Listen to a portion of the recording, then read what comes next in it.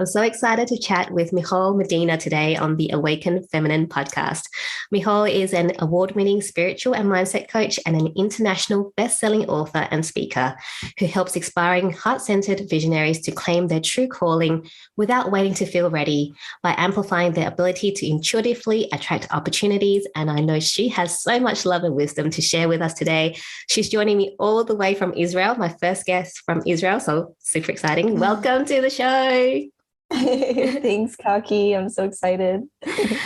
Thank you for being on the Awaken Feminine podcast. Before we dive into our conversation, I always love to ask my guests this question, and it's, what is your definition of an awakened feminine? Ooh, I think an awakened feminine is someone who's aware of their innate power. They know their value. They know their worth. They have those boundaries and they're able to just stand in their own value and yeah. That's what I would Great. say. Yeah, that's a beautiful definition. Thank you for sharing that. I just always like to get a perspective because everyone's definition is just slightly different, but yeah, all the same at the same time. So thank you for sharing that with us. So Michal, I'd love to dive into, why you do what you do. Do you mind giving us like maybe a little bit of journey of how you got to where you are now? Yeah. Okay. So I guess my journey started when I think for a lot of us who become awakened and go into personal growth, it starts with a hard time in our life. So that was for me, it was anxiety that came out of nowhere. And then that led to depression. And I was miserable for a while. And then I got to this point where I was like, you know what? Like, I'm going to figure out how to get to the bottom of this. I'm going to figure out how to solve this. And that kicked off like several years of searching for personal healing. And that led to my spiritual awakening. I was asking deeper questions like, what is the meaning of life? What are we doing here? Who are we? Like, what is, and I realized that we create our own reality. And I just wanted to understand like the bigger picture. And at the same time, like I was training in a bunch of different healing modalities so I can use it on myself. But after several years of that, like when this first started, I quit my engineering job because it didn't add to the whole thing that I was going through, that it wasn't it wasn't fulfilling to me. It wasn't what I wanted to do with the rest of my life. I knew that.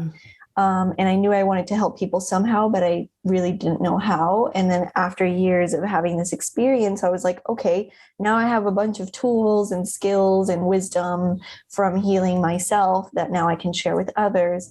So that's when I decided, at first I was like, okay, now is the time to step into my true passion, but I didn't know like what or how that would happen. And then I saw an ad for starting your own coaching business. So I was like, oh, okay, like I never put two and two together, but I was like, that's how I can help people, by coaching them.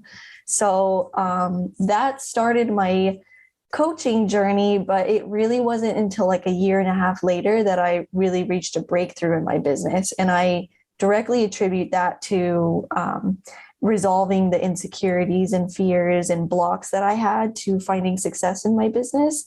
And once I was able to do that, then like, boom, the inspirations flowed. Like it was just so clear to me, like my unique perspectives and my unique gifts. Like, up until that point, I was like trying to make things work in my business, but nothing was working. And I was doing all these different business coaching programs. And like, it's like that clarity just came from within, like as soon as I just cleared away everything that was blocking me from having that clarity. So, Wow. yeah. Yeah, I think a lot of people, when they first start business, it's the trial and error, trial and error. And you're doing a million different courses. I mean, I speak also from experience. And then it just gets to the point where you're like, oh, wow, the clarity. So it just hits you. Yeah. So, with all your tools, I guess, what made you decide that you wanted to help other people? Because in helping other people, in find their true calling and, attract the opportunities. Because I know when I, saw the information that you sent to me, there was like a bit of backstory about the social isolation and you were getting depressed. So kind of, I guess how did you choose your area of expertise to help people? Yeah. Well, honestly, like, like I said, when I first started my business, like nothing was working. And I really, like, looking back, I really see that it's like I was trying to build everything from the head level, like logically, like, okay, like what have I been through in my life? What can I help people with? Like, let me craft this offer and this program. And then I was doing it, but like it was like those the subconscious stuff was still blocking it. So it's like I wasn't really like in the energy of it. I wasn't embodying it. I was doing it all from the head level. And I was still very much in like that work hard energy and that push. And it's like you'd think that would make things work, but a year and a half in and like nothing was working. But yeah, I mean, I really think, I don't even remember. What was the question you asked me? The question was like, how did you decide who it is that you wanted to help? Because obviously there's so many parts to your journey. What made you decide to help these specific people? Yeah. So it was like once it was, I think it was like the 8th or 7th business coach that I hired. And when I was trying to make things work in my business, and like she, instead of like helping me craft an offer and market and all that, she was like, okay, let's take a step back. And like, because I knew this whole time I still had like insecurities and, like fear of rejection, fear of being seen. And I see a lot of like new healers and light workers, put themselves out there online, but they're like hiding, right? Because that was me too. I was like hiding behind my brand and my logo, but I didn't want to put my picture out there. On my website, it was like no pictures of me. So I see that a lot. And that was me too. I was like hiding. And so I knew that I still had like insecurities to work through. And it wasn't until that coach, she was like, okay, like I kept being like, okay, so like, what is my offer? Like, I want to start making sales. And she was like, okay, like we'll get to that. But first, like, let's explore what's coming up for you. And I was like, okay.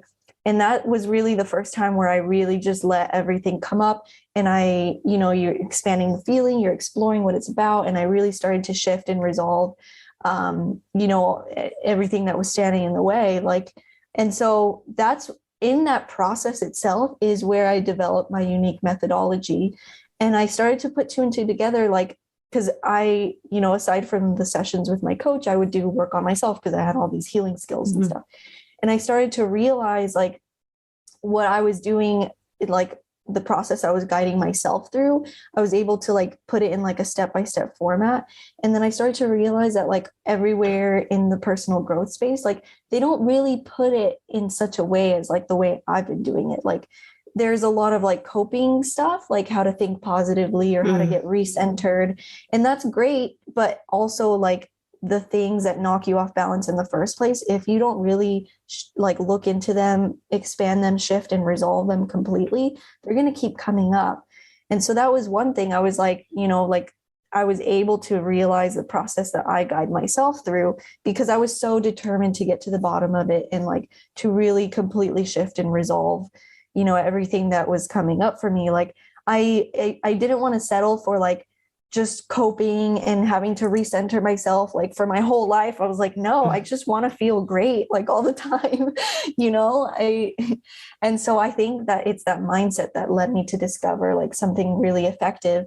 And also like I realized that a lot in the personal healing world, because that was me too, keeps you stuck in like always growing and always having to work on things. And like, even if you like do reach a shift, and it's like you feel good for a while, but then like boom, another wave of stuff comes and you're like in the trenches again. And you're just like, what's going on? Like this came from left field. Like, and it's like people just keep themselves in this like healing cycle. And it's all because of like your mindset creates your reality. Perception is reality. And if you're seeing like things within yourself as like something that needs to be fixed or a problem that needs to be solved, like you're not viewing yourself as like already whole, right? Like, yes, there are things you want to work on, but it's all in how you view it. Like, if you view it as like, this needs to go, like, this is a bad part of me, like, this needs to be fixed, then like, you always find more and more things to fix. And you're always, you're in that place of like, I'm not healed enough, or I'm not ready enough to do X, Y, and Z. And it's like, it's an illusion. And so like the reason why I was able to reach such a big shift was because in my mindset, I was like, okay, I want to reach the place where I have this business and I'm making an impact and I'm reaching others and I'm able to show up and I feel confident in being myself. And that's like the vision I had for myself. And I was like so determined to get there that I was able to make the shift from A to B because I knew where I was headed, because I knew who I was becoming, rather than just being like, I want these insecurities to go away. And then I never really get out of them because I'm just focusing on that. You know, it's like it's a difference in mindset. And then I realized like, okay, so like this is kind of missing in the personal growth world. Like I don't see a lot of people talking about this. And that's when I like started to just get, you know, insights and realizations and inspirations, and everything really started to flow. And that's the, you know, magnetically attracting opportunities to you. Like my next steps would just come to me and opportunities would just fall in my lap. And I would have this idea of this thing that I wanted to do. And like, then it would just come, like, you know, that synchronicity, like things just line up for you. So yeah. And then also that's where it became clear, like who I'm here to help, because that unique methodology and perspective just came to me. So yeah, that's really cool. I love everything you're talking about, because it is so, like, there was a few things, the whole just working on the mind, it doesn't work. You need to get into that spiritual, the energetics as well. Because I think I think a lot of people have this, I don't know, like resistance when you say spiritual or energy. They're like, oh, that's all that woo stuff. I don't want to touch it. I just want to work on my mindset. But that part is so important, I find, because if you just work on the mind, your mind can only, it just doesn't quite work. You need to have that energetic component to really shift the whole thing. Exactly. And like a big part of what I teach is like shifting from the head to the heart, because like, you know, there's a lot of people out there that say like, feel your feelings, and they're like, okay, feel your feelings. But then like, there's a big difference when you're feeling your feelings and you're in the head and you're like playing the story and you're saying like, this isn't fair, or how could I have done this? Or how could they have done this? Like, and so basically like every struggle or thing we go through is like, there's a perception, there's a story behind it, right? So as long as we're like reaffirming that perception by staying in our head, like you can't reach the shift. So when you like shift to the heart level and you're able to expand your emotions and really like you reach a shift in perspective, like that's what it is. And because you're not applying the same perspective that's keeping everything in place, right? So you're shifting into the heart center, and then you're able to like the way it happens for me is like, I just suddenly start to realize something new, and then the whole story starts to change. And then, you know, you start to realize like a different angle of how you were seeing things before. And then, you know, when it's shifted, you feel neutral about what used to make you feel so triggered before. It's rewriting the story. And I love that is, you know, going to the heart. And really, who wants to sit in that angry story that you keep replaying in your head? Like you say, you're just reaffirming the same things over and over again. It's like, come on, can we just, you know, not have to sit there and feel all those emotions and go through those stories again? Can we just shift out of it? So I love what you teach. And I wanted to ask you, I've forgotten what I was going to ask you. But everything you're doing is really cool. Actually, I want to ask you, kind of jumping right back, is that you used to be an electrical engineer. So can you kind of share with us how that transition has been for you? What, you know, you said you had a spiritual awakening. So I'm assuming you weren't very, you know, into the whole, or maybe you were a closet spiritual person, I don't know, but what were you like when you were an engineer, and then like having that spiritual awakening and then moving from there? Like, what was that journey like? Were people, did you have people going, oh, what's happened to Michall? She's changed. How did that look like for you?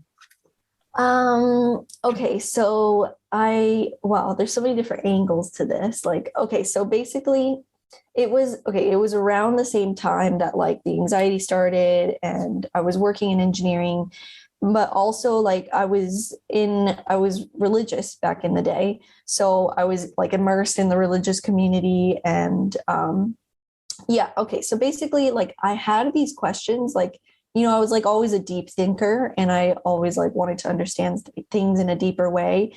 And so like the way, back then, I've always been spiritual, but back then the only way I knew how to express that was to immerse myself in religion. So that's what I was doing. And then I also had these questions that weren't being answered for me within religion. And so I started to do a lot of research, elsewhere outside of religious texts. Like, I started to find like channeled works and books and teachers, like, channeled teachers who channel different sorts of information and stuff. And I started to kind of like look through like all sorts of different sources, and I started to kind of build my own understanding. And also like when I was working in engineering, like I felt like, most of my life was being dedicated to this job, like day in and day out. The only time I have outside of the job is like a couple hours in the evening and then the weekends. And I was like, I'm dedicating my life to this. Is this really what I want to be doing? And I really wanted to have more time to explore, like, and answer the questions that I was having, just to like read and learn. And I felt like I didn't have that time when I was working in engineering. So all of that is ultimately what led me to quitting my job. But I wouldn't say like anyone in the workplace ever was aware of like what I was exploring in my personal life. In terms of my friends, like I guess they were all maybe more open-minded.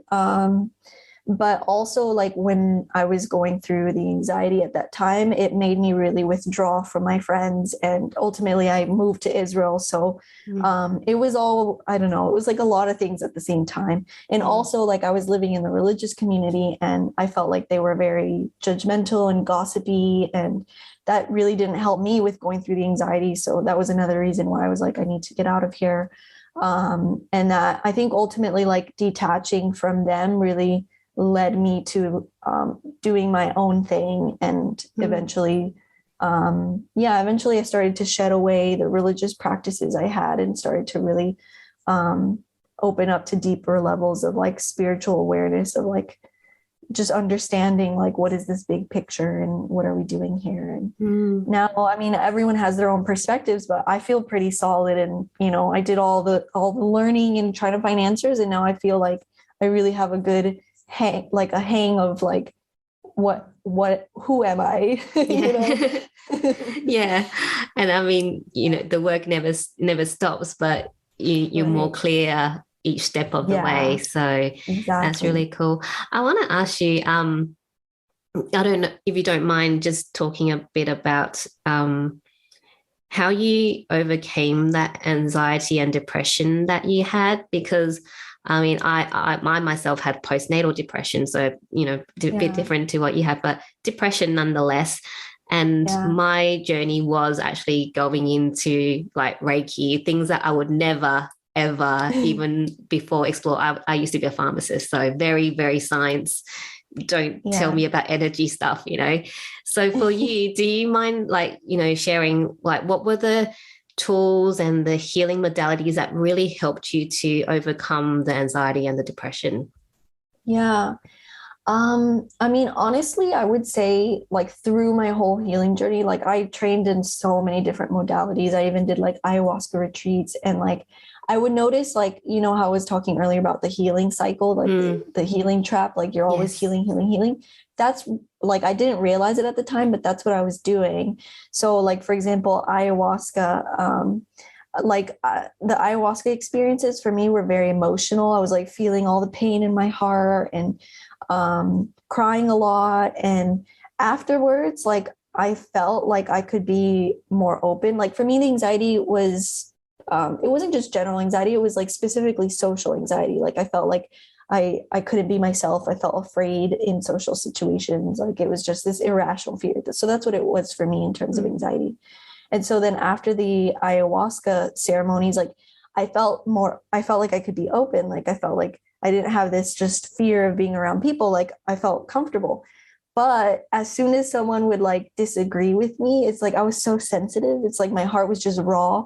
And so someone would like disagree with me, and then I would just get all hurt and need to cry. And then I would just close up again. So I didn't realize like, I was just in the mindset of like needing to fix the anxiety. I was like manifesting these experiences where like I would feel open, but then close up, feel open. And so I couldn't reach that full shift of like, no more anxiety. I can feel free to be myself. Like I'm not afraid anymore. Like, and so the only time, like, I mean, through those years, the anxiety would get triggered less. Like, I think I became like maybe stronger in realizing like, okay, this isn't actually a dangerous situation. Like I don't need to have this anxiety triggered. Like it would still get triggered sometimes.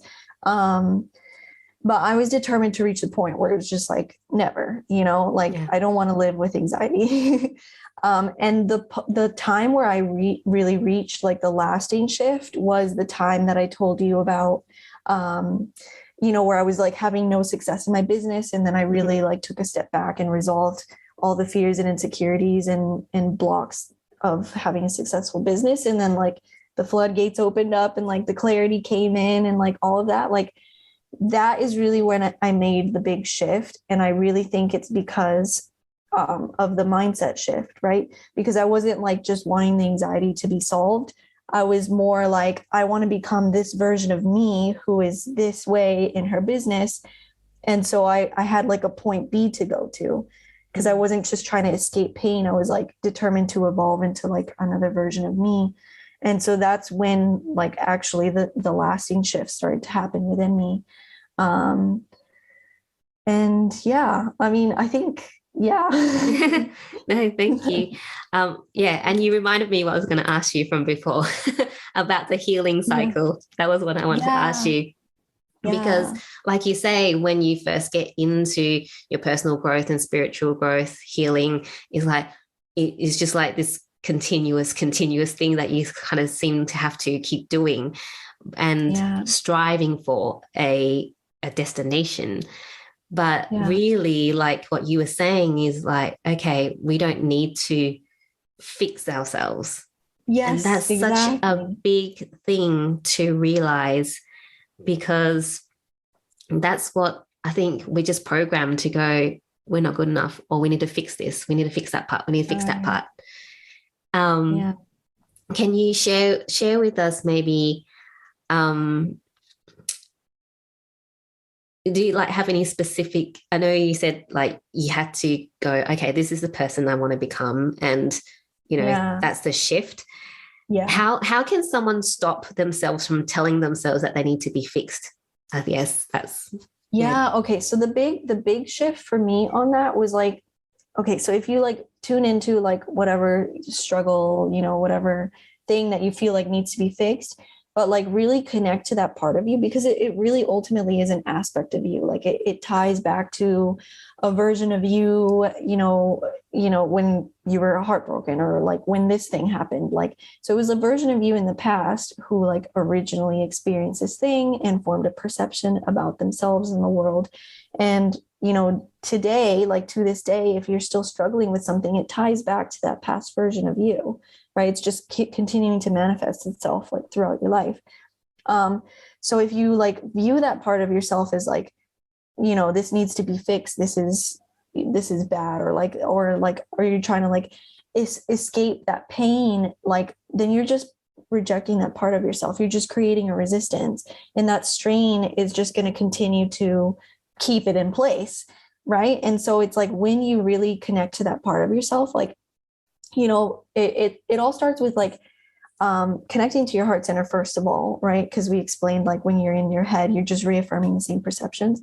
So like staying in your heart center, staying and like calming your mind, shifting to experiencing the emotions without thinking thoughts, like, and reaffirming the story, right? You're just exploring the emotion, and then you let it expand, because a lot of times we're like really tense, right? So just let it expand. And then that's when it starts to open up your perceptual awareness, and you can ask yourself, like, what is this really about? And, maybe you might see a version of you in the past, like where this originated, or whatever it is. It doesn't even need to go back to like a specific memory, but it's just about understanding more what it's about, and like with like a loving curiosity, right? Like not in that rejection of this needs to be fixed, but just like loving that part of you, because it really is a part of you, right? And the more you try to judge it and push it away, it just keeps it in place. So it's like accepting that part of you that really just wants to be seen and validated. And it's with that place of like coming from a place of love and understanding that you can really start to reach the shifts.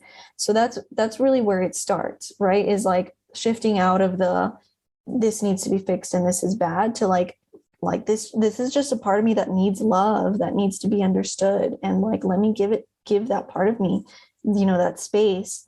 And that just opens up the doorway for, like, for example, when I work with my clients or when I do events or something, like I guide them through a meditation with like this exact process, like shifting to their heart center and expanding it and like opening to unconditional love. And it's all that opening that they just like, wow, like all these things just start happening. Like they're just like, I didn't even like realize that this experience had to do with like money blocks, and it all just sort of like shifted, and like they just have all these experiences because they're like in that expanded open state in their heart center. And they're not in a place of like, I need to fix this, like they're just in a place of loving acceptance. So that really is the key. Yeah. Loving every part of yourself, whether you think it's good or bad in those terms. Because there's always, we're humans and we do have different parts of ourselves. And like you say, it's when we reject those parts that we think are bad, but they're not bad. Right. It's just a part of you that needs some more love, acceptance, understanding, validation. Yeah. And things that we think are bad are just stories that we told ourselves to say that it's bad. Yeah. And again, like you say, reliving the same stories. Michall, I want to ask you, for people that are very mindy, like people that are always in their head, is there a special technique that they can use to just get into their heart space? Yeah. Okay. So the technique I use is like, first of all, taking a few deep breaths, like, you can breathe in for the count of 4 and hold for the count of 4, and then breathe out for the count of 4, and then hold out for the count of 4. And just doing that, and that really gets you in like a calm, centered space. And then once, you feel like you're in a calm, centered space, you can just continue to breathe normally. And then imagine your focus going from the top of your head, and then like just very slowly shifting your focus down, like moving down past your eyes, down your nose, your jaw, and then every part of you relaxing along the way, like relaxing your forehead, your tongue, down your neck, relaxing your shoulders. And then you can land here in the center of your chest.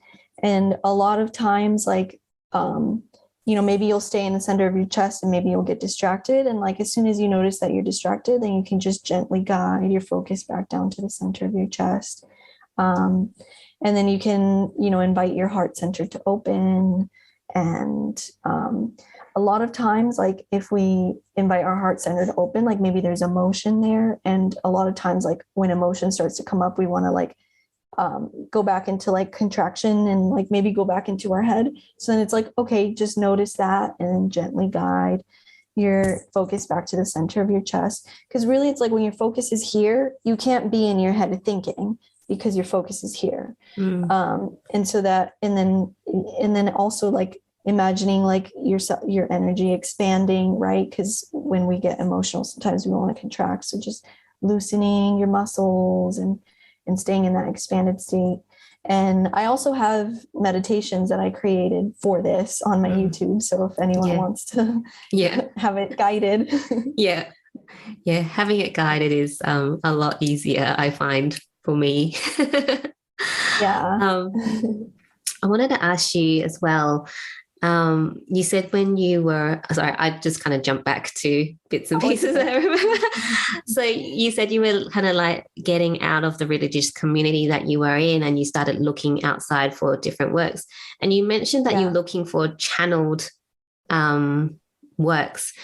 Was there something that guided you to explore that, channeled works instead of like, other things?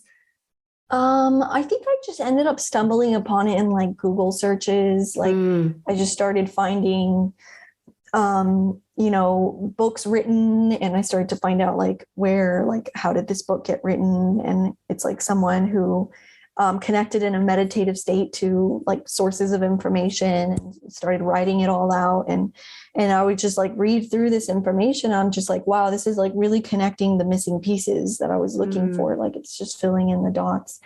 Um, and yeah, I think I really just kind of got exposed to it from Google searching and trying to find answers and finding things. And Yeah. yeah. And the right information always comes to you in the right time, in the right way. Yeah. Because it's funny, sometimes you type in Google search and you get different results, every single time. Was there a particular, was there anything in particular that really impacted how you view the world the most out of everything that you've read or did during that time? Yeah, I mean, I would say there's two big things. So the first one is a channeled book called The History of God by Guy Stephen Needler.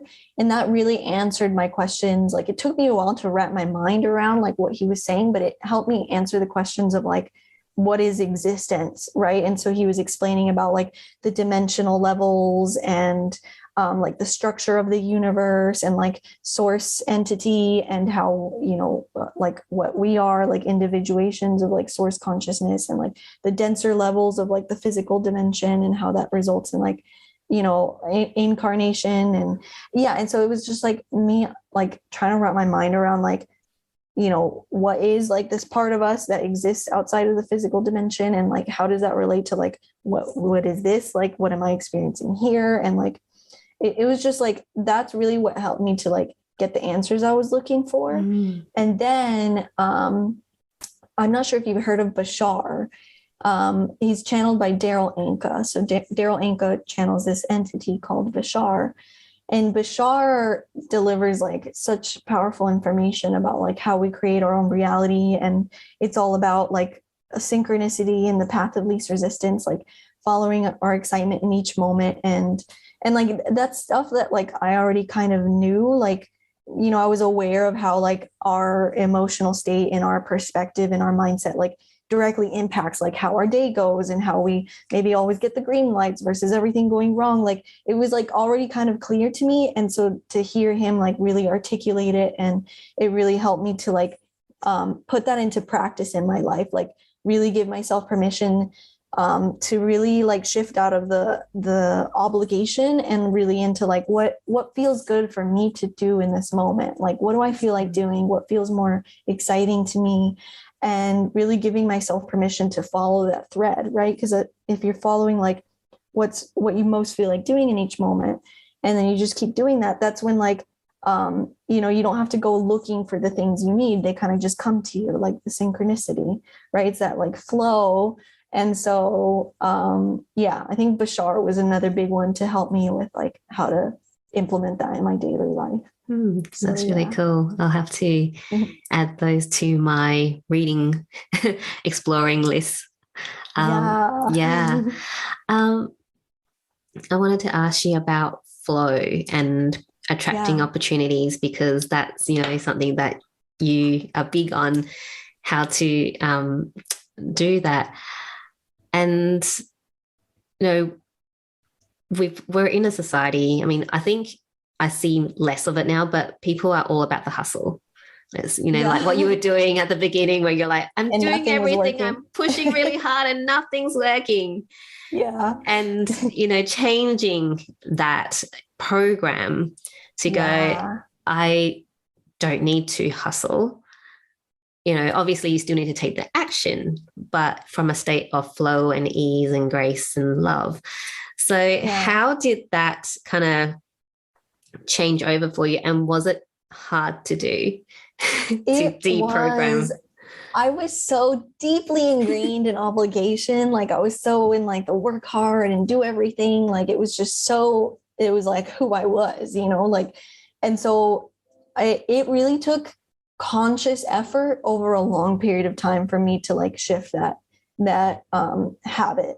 So yeah, I mean, even now, like for the most part, I follow my excitement in the path of least resistance. But every once in a while, I'll catch myself and be like, oh, like I actually did that out of obligation. And so it's like I still catch myself sometimes, but before it was just like obligation all the way. Like, and then so it really just took like a lot of conscious effort, like, and I think over time I gradually shifted into like how I am now. So yeah. Yeah. And when you talk about obligation, are you talking about obligation to self or obligation to others? Obligation to anything, like what I perceive as what I should be doing, like like what, for example, like to-do lists, and like just forcing myself to do things, even if I'm not like, if it doesn't feel light for me, like, and so now it's like, okay, if there's something that I don't feel like doing in the moment, even though it's on a to-do list, like I don't force myself to do it. I let myself do what I feel like doing. And like, this is what ends up happening. Like I give myself permission to do what I feel like doing. And then I end up feeling like doing the thing that previously I didn't feel like doing, because I wasn't like forcing myself to do it. I wasn't trying to push through, and it didn't feel, aligned. It didn't feel right. Like I didn't feel like doing it in that moment. Like I was just like, okay, I don't feel like doing it. I'm not going to do it. And then eventually it just comes back around and I'm like, oh, now I'm excited to do it. Like, that's just how it happens. Or like maybe if it comes to like a task or something and you're not exactly sure how to do it, like that's where procrastination comes in. It's like the overwhelm of like, I don't really know how to do this, so I'm going to put it off because it seems too hard to do it now. Like, okay, so then rather than like pushing and trying to do it, like maybe by following the path of least resistance and following your excitement, you end up, this is what happens for me. I end up coming across information, like maybe it's a video on YouTube or Facebook, and like it all comes to me effortlessly, right? I don't need to go looking for the answers. Like I just come across something that gives me the information that I needed or the inspiration that I needed. And then once that information or inspiration hits, I'm like, oh, now I know what to do. I'm going to go do this thing, Yeah. And it makes so much sense to do that. Because I think, you go. I mean, there really is like an intelligence to life, right? Like it's like when you follow this path of least resistance, like what you need will come to you, because you're not in the state of like pushing an obligation, like you're in a state of flow. And so what you need will flow to you. And and it's just I think it's a much better way to live. Yeah, it does sound like a much better way to live. Yeah. And I think I find you probably also find that when you do things from a state of, oh, I need to do it, and a state of, oh, I'm excited, the outcome of the projects, it might be the same project, the outcome is very different because the energy you did it in is so different. Yes, it's so true. The energy that you put into something is like what reflects in terms of the outcome of it also. It's like you put something out there, it's like, oh, I don't want to do it. Then when people see it, is like, oh, okay, cool. The energy is like just filled with the energy of obligation. Like that's not attractive. It's not attractive. It's like, oh, that's really cool. But then you have this one, even though they're the same project, people are attracted to this one because of your energy that you brought into it. It radiates that energy. It's really cool how that all happens. You don't even think about it, I don't think, when because we don't get taught about energy at school, so you kind of just go and push through and just keep going. And you kind of wonder sometimes how, I used to work in a hospital, and a lot of the projects, they're not done with love.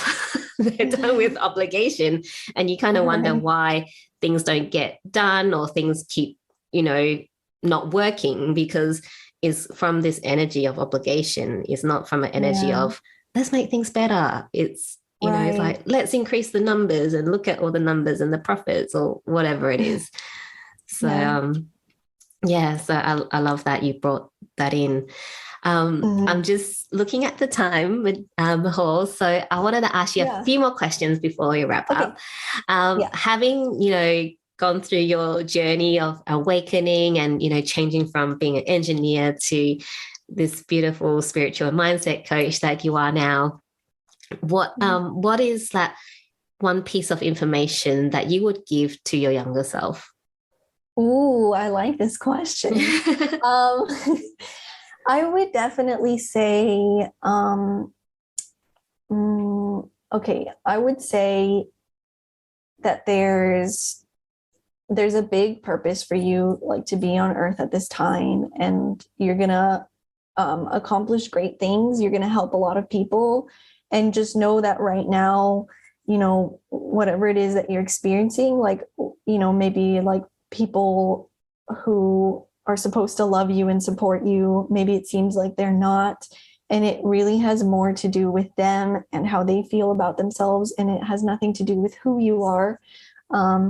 So just know that, that you're here for a big reason, and you're going to do amazing things, and everything is going to be okay. And you're truly loved and supported on all levels. That's what I would say. That's a beautiful message for your younger self. Thank you for sharing that. Yeah. And I wanted to ask you, what is currently setting your soul on fire? Ooh, what is setting my soul on fire? I think, okay, so honestly, okay, so you know how I told you about the unique methodology so I ran a program a few times teaching that methodology, and I started to notice that, like, a lot of people shifted their life completely because they learned a way to get out of, like, the healing cycle and the stuckness to, like, this flow.